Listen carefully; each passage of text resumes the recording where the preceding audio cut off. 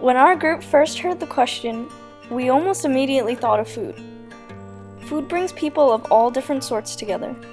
We each have friends who don't know how to speak their cultural language, but when it comes to the cultural food, they're an expert. Food allows people of different ethnicities to have a tiny taste of other cultures. So yes, we decided to focus on the Asian American connection people have with cuisine. And because we were feeling a little adventurous, we decided to visit New York City! Caroline wouldn't stop raving about some chicken and waffle she had in the city, so we decided to believe her and explore Philippine cuisine. We got into contact with the owner of two up-and-coming Filipino restaurants, Maharlika and Jeepney. Before we get to her, though, we were curious to see where Philippine cuisine stood among the rest of the Asian cuisine. So we asked a couple of people. So, what's your favorite type of Asian cuisine? I like Thai food. Thai food? Are there any Thai places that you know of that are in America? Yeah, there's like one in Hackensack where I live, and it's called 1D. 1D? Yeah. I also like sushi from Sushi Room. I got their miso soup. It's on College Ave. It's by the Verizon store. Filipino, hands down. Just because that's my culture, that's my roots. It's just everything I grew up with. If I had to choose something that's not my culture, I would choose Thai. They have a really exotic blend of flavors, and yeah, it's pretty good. I'm a big fan of sushi, so I'm gonna have to say that. Yeah. There's one in, I think, New Brunswick. I forgot what it's called. Actually, it's Korean, so it's not Japanese. I like sushi. Sushi? Yeah. I just went to Edo a couple weeks ago, and it was like half off sushi. It was remarkable to see that no one, unless they were Filipino, mentioned Filipino food.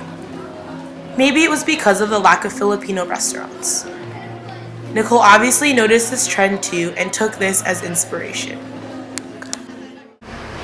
Behind me actually pursuing my dreams of opening a Filipino restaurant starts in 1998 when I was in advertising at an agency called Saatchi & Saatchi. Totally fresh-faced, 21 years old, first job out of college. I was professional, I was making it happen in New York City from Cali. And my clients or my superiors would always ask me to try Filipino food, and there wasn't really a place that I could take them. Now I hope in 10 years this will be like a scratching your head moment, like really there wasn't any Filipino restaurants to go to, but really truly the places that you could go to were in Queens, and there's a plethora of great restaurants there, and the food is tasty. But if I wanted to bring my client and I wanted to bring them to a place that could compete in style and in service and in cocktails and in quality presentation, really there was none. And I mean that wholeheartedly, that could really ace each category. And so for me, I was tired of waiting, and I figured if no one was gonna do it the way I wanted to do it or see it happen, then fuck it, I was gonna do it. So yes, Jihan and I had never tried Filipino food before, so we were a little nervous when we arrived to Maharlika. After a long deliberation and poring over the menu, we finally ended up getting the gulay long bean, lumpias, and the famous chicken and waffle. They were fantastic, to say the least.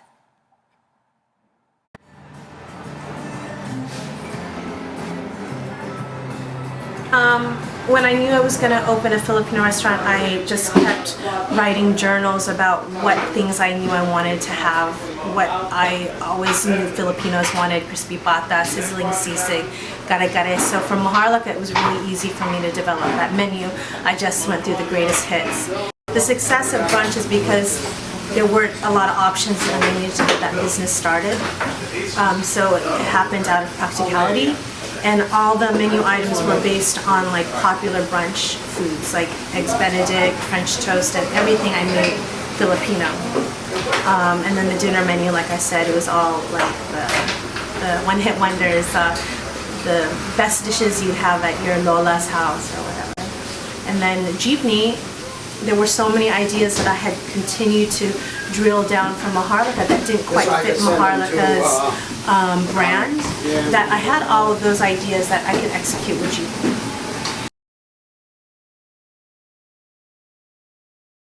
Oh my God, are you kidding me? It's so awesome because when we first opened, of course the Pinoys come out to celebrate and to give a little hateration and see what is good and what's not good and how does it measure up and how could I charge this for this item when I can get it cheap and clean. So we have all those Filipinos, which is great. And then you have the first and second generation like you and me who are just like, God damn, finally there's a place that I could call cool and take my friends and be proud to be Pinoy.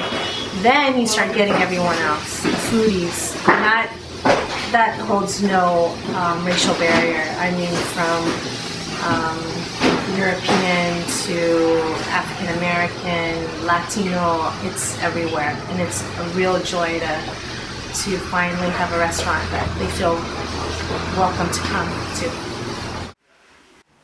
And of course, we saved the most crucial question for last. Where do you think Asia America is? Asia America is in malls, in kitchens, in colleges. It's everywhere. It's growing, but the identity is what seems to always be evolving and changing. I do know that being Filipino American and growing up in the 80s and late 70s in a predominantly white neighborhood, that you begin to doubt what are you? Are you American? And what does it mean to be American? And if you are Asian, in this case Filipino, what does it mean to be Filipino? And yet I didn't grow up with all the heartache and problems that my parents have that helped define them as Filipinos in a third world country. So you kind of figure out that you're somewhat on your own to figure things out into adolescence and early adulthood. But I do remember my fondest memories of being Filipino American always surrounded food. And it helped me understand language and pronunciation, and there were always stories behind every dish. So that is, in a nutshell, me growing up and understanding what it is to be Asian American. And yet, because I grew up in a white neighborhood, my parents would always have Filipino food or eat with their hands, and I would be so embarrassed and say, Dad, please, can you use a spoon and fork? Or if you're gonna eat with your hands, can we eat pizza? So, because I felt so bad all of a sudden for no reason, just insecure. There wasn't anyone that looked like me or ate the foods that we ate. So it wasn't until my later adulthood that I realized those were all the things that made me unique and helped create my Asian American identity now. We totally agree, and Maharlika and Jeepney are great examples. And to reiterate what Nicole said, Asia America is everywhere, especially in such a diverse place like New York City. Sometimes it's hidden, sometimes overlooked, but it's always there. For example, right after dinner we went to Spot, a popular dessert bar on St. Mark's. We heard people raving about Spot's delicious green tea lava cake and decided to check it out. But when we got there, we were surprised by the amount of Asian influence on their menu. It had tiramisu, Thai iced tea infused creme brulee, and macarons filled with taro cream. We thoroughly believe sharing, savoring, and making food is the gateway to cultural appreciation, identification, and awareness.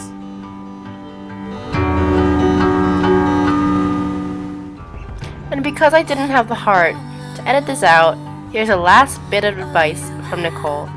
Just a side note, being Filipino American, we're not encouraged to be entrepreneurs. And I really do hope that this changes, especially with the current economy and how the rates of colleges are gone sky high. Really, people cannot rely on 9-to-5 jobs. And if anything from this whole interview, anything that goes to Rutgers and for the students of Rutgers, start thinking as an entrepreneur now. And your parents may not tell you to do this because they want you to be an engineer, they want you to be an accountant, Basically, that just means they want you to be safe and have a safe job. But the reality is it's no longer safe. People get fired. The jobs aren't necessarily out there. Be an entrepreneur. And so I knew my parents wouldn't approve of it, so I had to make sure that I had as much success behind me. So that is how I started. That's also because of my upbringing and surroundings of food, and it's also a little bit about why it's so important for Filipinos to embrace entrepreneurship. That's a lot, but it really is truthful.